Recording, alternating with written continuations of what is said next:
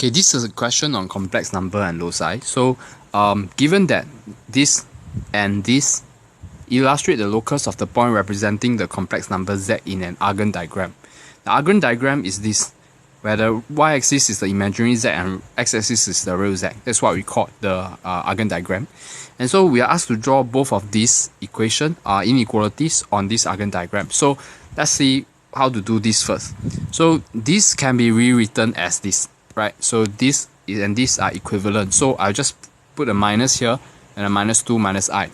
This thing's modulus of z minus this simply means that the distance from the unknown variable z is to this point is smaller or equals to root 5. Think of z as a thief running around in this Argand diagram. That means a robber or thief running around in this Argand diagram. The distance of this thief from this point, minus 2 minus 1, this point, minus 2 minus 1, is less than or equals to root 5 units away. So the thief is actually running around within this circle. Because you see the radius of this circle is everywhere is root 5. So it tells us where the area which the thief must be within. So if it is greater or equals to root 5, then the thief will be running outside of this circle area. So now this clue tells us that the thief is running within the circle area. So let's look at the other clue. What does the other clue tell us? Okay, z plus 4 minus I can be rewritten as z minus 4 plus I. That means the distance of z, the thief, from this minus 4 plus I, this point, minus 4 1, okay, is smaller or equals to distance from the thief from this minus 2 minus I, this point here, minus 2 minus 1. So therefore the thief, let's say if the thief is equidistant from these 2 points, that means is at the same distance from these 2 points, then it will be, the thief will be on this line, alright? But it's not. It is nearer, it's closer to minus 4 1, so it is to this side. Alright? It's to this side of the line, because it's closer to this point than to this point. Everywhere on the line is, that means is equal, the thief is equal distance to both points. But now it's smaller or equals to, so therefore the distance to minus 2 minus 1 is further away from the distance, is longer than the distance from z to this point. So it should be around this area, right? So where are the possible locations of the thief, or where is the location of this unknown variable z? Okay, so then we know that because the thief must be within this circle and to this part, right? So we know that actually the thief must be within this area that I'm coloring now. It must be within here, this area. Okay? So knowing that it's within this area, now we want to find the least value of z plus 2 plus I in exact form. That means this can be written in this form again. Again, it can be written in this form. We just take up minus, and both of these will have minus minus. Right? These two are equivalent. So if we want to find the distance, this value of this, we just need to find the least distance, the smallest distance between z and this one. And z could be anywhere here. Right? What is the least possible distance of the thief to this point? It should be the perpendicular distance. Right, it should be here. Anywhere else, if the thief was anywhere else, it will be further away from this point. And what is this point? We can tell from this that, okay, because of this we can look at these coordinates, right, of these points, and realize that the gradient of this line should be 1. Okay, firstly we know that this line, the half line,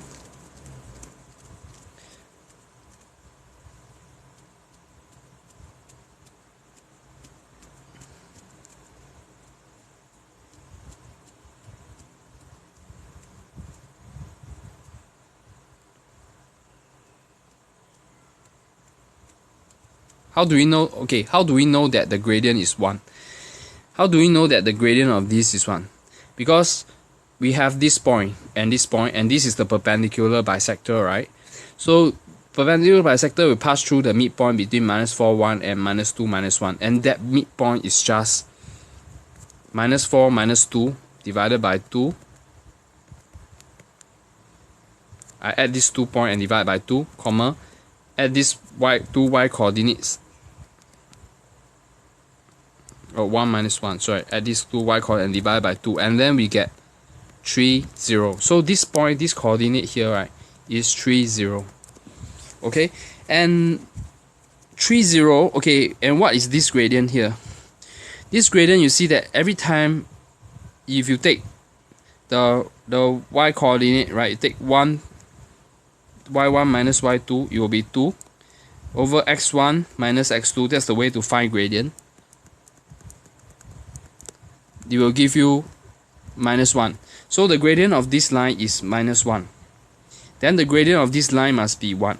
Okay, because when you multiply the gradient of two perpendicular lines, it should equals to -1.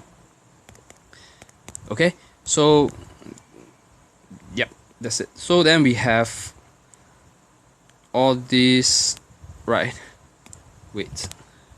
Okay, so then we know that this gradient. Then how do we find the least value of this? So since this point and both these two lines passes through this point 3, 0. Therefore, the shorter distance is just you take the horizontal distance. Okay, if this point is -3, 0. This point is -3, 0. So the distance, horizontal distance from here to here is 1. -2 to -3 is 1. And the vertical distance -1 to 0 is 1 also. So the length here must be shortest distance. The least value of these two, z to this one, must be equals to 1 square plus 1 square square root. So equals to √2. Okay, so this distance here is √2. Okay, messy, right? Because there's so many drawing here. So then what else are we trying to do? So then the next step, we want to find, hence or otherwise, find the exact range of values of arc z plus 2 plus I. So arc z plus 2 plus I can be rewritten as arc z minus -2 minus I. So then I'm interested in this point. So -2 minus I is this -2 minus 1. So what is the angle of unknown z to we make with this point? So let's say z could be here, right? Z could be anywhere in this segment of the circle. Okay, so then which 2 points will give us the extreme values of this?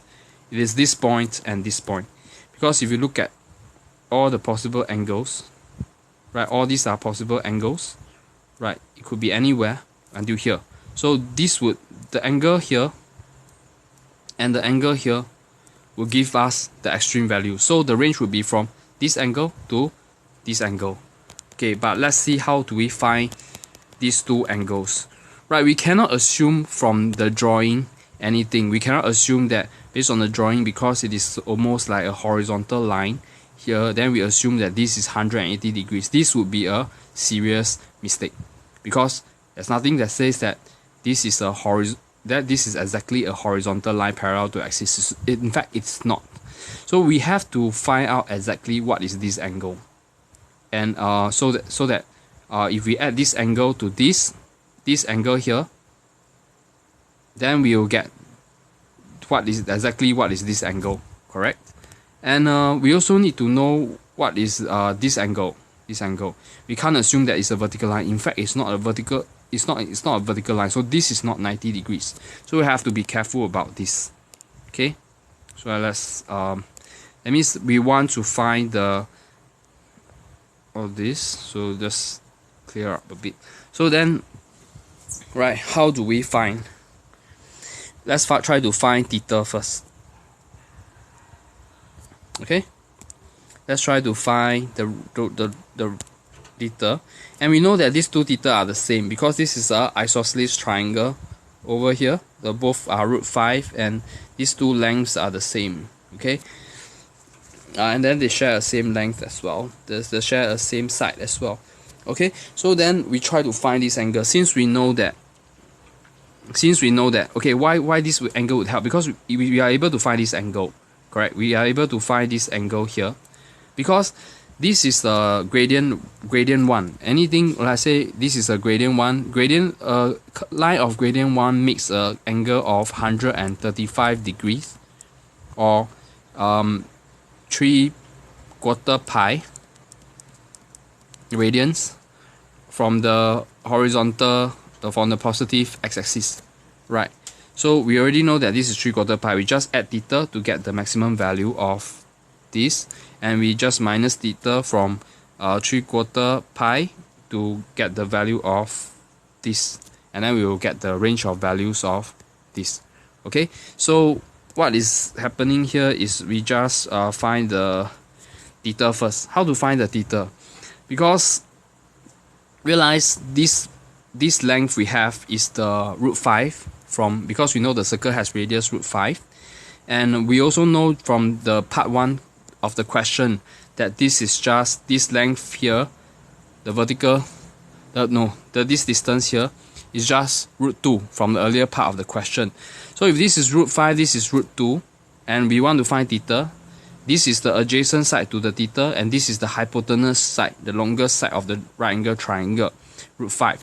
So based on our knowledge of geometry or trigonometry, we have cosine theta equals to adjacent side, the side adjacent to the angle, which is our √2, over the hypotenuse side, which is longer side of the right angle triangle, which is √5. And then when we do cosine inverse √2 over √5, we will get 0.886 radian. That means this angle is 0.886 radian. And so we carry it out. So we have if that means this would be smaller or equals to 3/4 pi plus theta. Right, 3/4 pi plus theta is this angle, and greater or equals to 3/4 pi minus theta, because this is this angle is 3/4 pi minus the theta will come to this angle, so will be this angle. So then we have the range of values of arc z plus 2 plus I. Okay, then from here, but we have to make some adjustment, because the argument of any z value, okay, argument of z, any complex number, right? We're just not confused for just this question. The argument of any complex number is defined as smaller equals to pi to greater than minus pi.